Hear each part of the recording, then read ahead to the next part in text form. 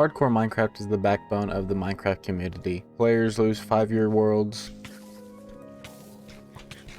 No! Really? That's how I die? Oh my god. Survival for 45,000 days. Hello and welcome in everybody to my 45,000 day hardcore Minecraft world record world tour. And build some of the most incredible things ever seen.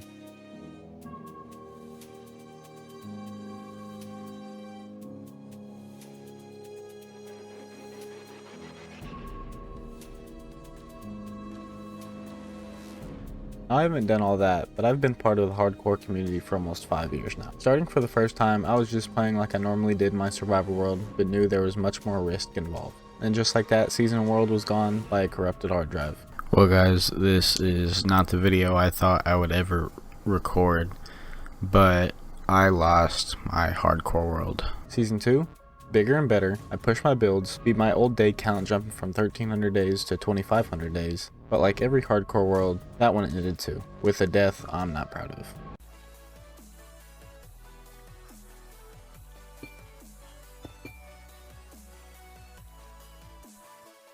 Do not have the blocks for this. Or at least these blocks I don't.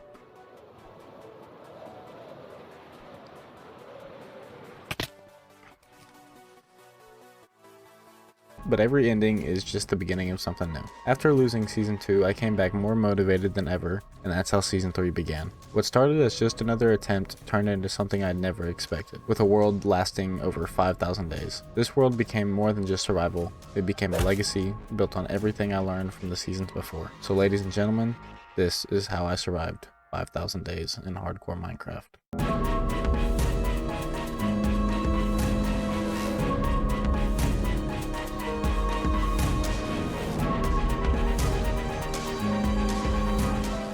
Although I didn't start recording season 3 right away, my early builds were simply a starter house, a castle I thought would become my mega base. The first build I did record, and one that's still standing today, was my villager breeder. It was episode 1 of the series. I gave it such a weird, unique shape, because why not? Everyone uses this design for houses and whatnot, so I decided to be different and make it a breeder. Next, I needed some slime blocks for machines, but manually hunting the slime wasn't cutting it. I didn't want to dig a giant perimeter like everyone else does for slime farms, so I found a design that worked with spawn proofing instead. Once it was done, I wasn't just going to leave it floating in the swamp looking ugly, so I built a giant slime cube jumping into the water. Around this time, the spooky season was about to come, so just a couple of weeks before Halloween, I decided to dedicate an entire small build project for the season. A small build project I like to call Spooky Island.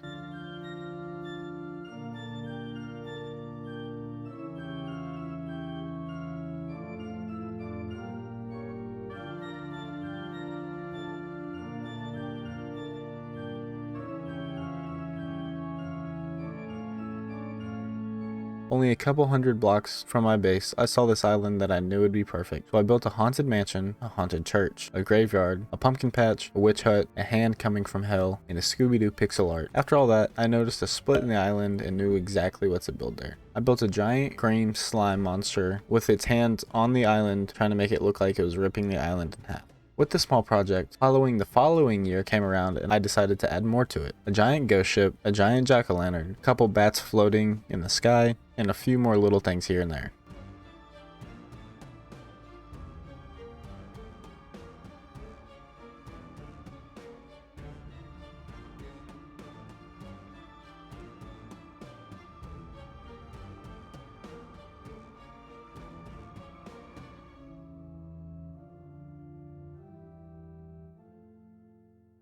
After that, I started building things I thought would be permanent, but didn't quite last. An underground trading hall, a forever home for my pets, my own forever home.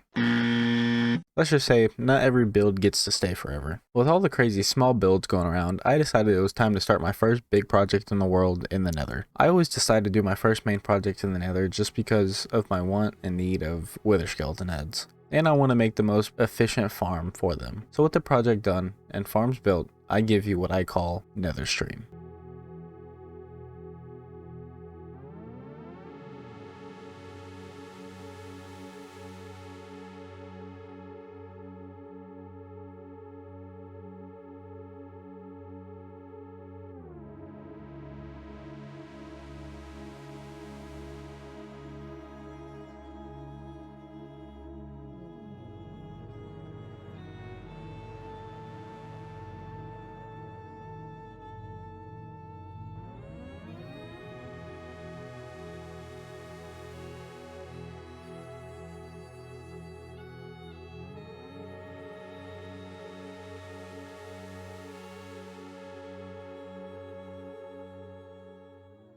I call the project Netherstream because all around the main island is skins from the content creators that have either inspired or helped me through my content creation journey.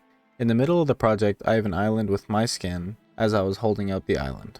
The island was filled with the Blaze Farm, Nether Portal Sword, every biome in the Nether, some statues, a lava fountain, and the main thing, the castle that sat in the middle holding the Wither Skeleton farm. Not only that, but every hall in the castle is lined with lava farms. After Netherstream, I noticed my rocket supply was getting low, but instead of just building a basic creeper farm, I went big again, this time with a project I call Creeper Amen.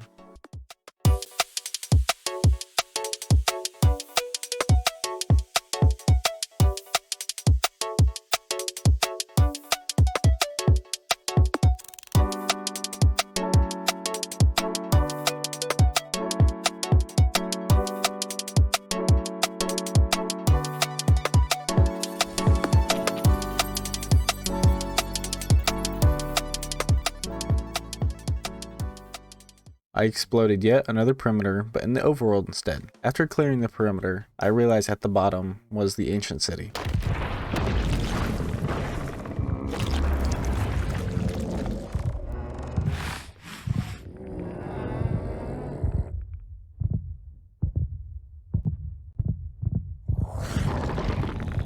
With the ancient city, I realized I can't build my farm at the bottom of the perimeter anymore, and I would have to move it up. With elevating it, I decided to build another floating island around it. This island was covered in leaves, moss, and glowberries. In the middle, I built a forest with a hill that held up a statue of Jesus Christ. With the middle part of the project done, I had to come up with designs for the walls, so I decided with the different colorations, like what the stone and deep slate do, but instead a lighter version of that with snow and white concrete. And for the walls not to be plain and boring, I put designs on them with a crossbeam on one side, an angel with wings, and a hardcore heart with wings on the other. And on the other two sides, I had two of my favorite verses, which is Philippians 4:13. And the last side, I have the verse that's tattooed on my arm, Joshua 1:9. Getting towards the end of the project, I didn't want to make it seem like a giant hole in the ground, so on the outskirts of the perimeter, I did pillars holding up a glass dome above. Now to finish things up, I need a place for my nether portal. I noticed a full-size amethyst area in the wall and decided to put my portal here, and also have that as my amethyst farm. And to connect the portal to the project, I made a fully customized tunnel.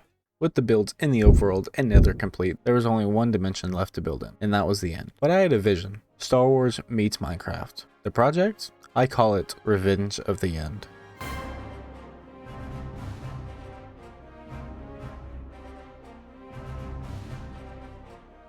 Step 1. Remove the entire end island.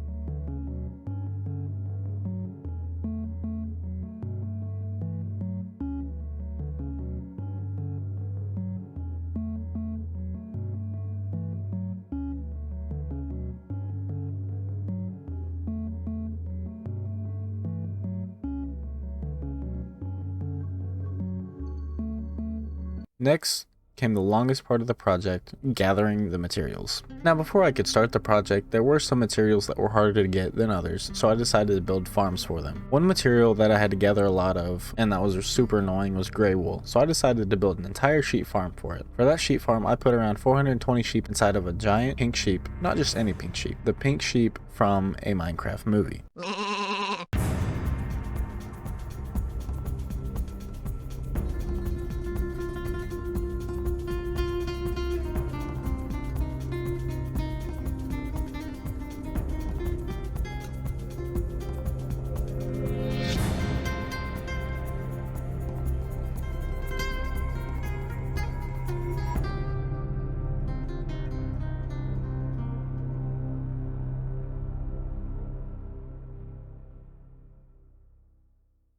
The other materials I needed were various blocks of quartz, and I decided the quickest way to get those blocks was from villager trading, and so I ended up building a villager trading hall, turning into the Daily Bugle from the Spider-Man world.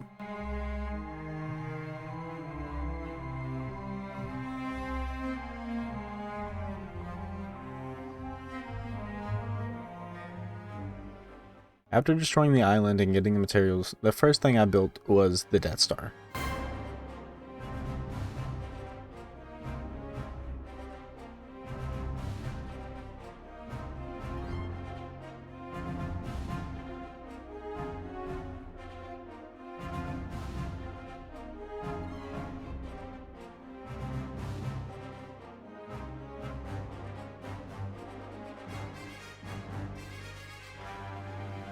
After I spawned and improved the inside, I put a new Enderman farm inside. After the Death Star, I started building the ships with some ships on the inside ready to go out for battle, some rebellion ships infiltrating the Death Star, some Imperial shuttles trying to get people out, the Imperial fleet on top of the Death Star getting ready to attack the rebellion ships that are coming in to attack. Then towards the end of the build, I built a small moon-sized planet to show you what the Death Star could do with the laser it has. And with that, Part 1 of Revenge of the End was complete, just in time for me to hit day 5,000, the longest I've ever survived in any Minecraft world. Before the big moment, I headed back to my base, cleaned things up, and reflected a bit about all the things we did going towards this big milestone. Alright, so I'm in season 3 right now. That's like my spawn, like the middle spawn chunk right there. I don't think it looks too bad. Yes, I changed my armor. Now all these statues are built. I want to tell you why I built. I think I broke a world record in the process. Here first, I have some replay videos of TNT dupers.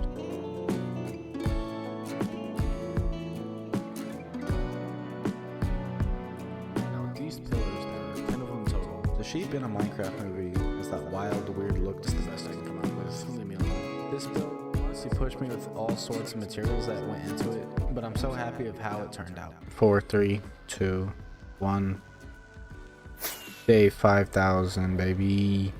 Let's go. 5,000 days. These 5,000 days were packed with bigger and better builds than Season 1 and Season 2 combined. But let me just say this. The next 5,000 days, they're going to be even better.